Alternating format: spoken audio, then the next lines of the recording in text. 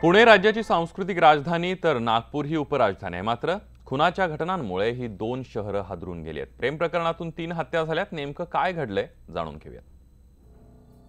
पुण्याच्या झील कॉलेज चौक परिसरात राहणाऱ्यांसाठी सोमवारची सकाळ त्या धक्कादायक बातमीने उजाडली।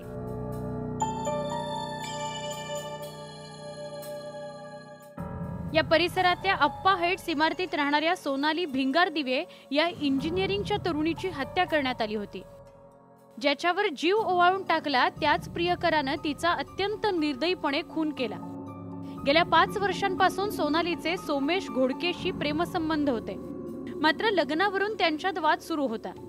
सोनालीने लग्नाला नकार दिल्यामुळे संतापलेल्या सोमेशने सोनालीचा काटाच काढला। सोमेश घोडके आहे, तो तिचा प्रियकर होता। गेल्या 4-5 वर्षापासूनचा तो तिचा मित्र होता, प्रियकर होता। त्याच्यावर गुन्हा दाखल केलेला आहे, त्याचा शोध चालू आहे।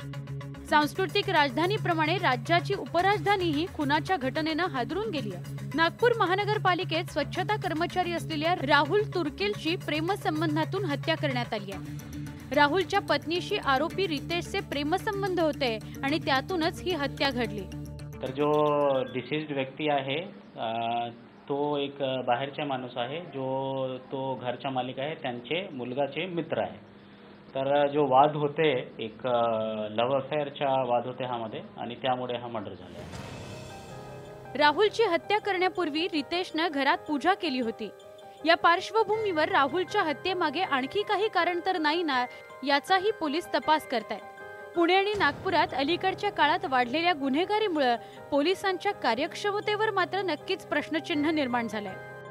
नागपूरहून प्रवीण मुधोळकर आणि पुण्याहून वैभव सोनवणेसह ब्युरो रिपोर्ट, न्यूज 18 लोकमत।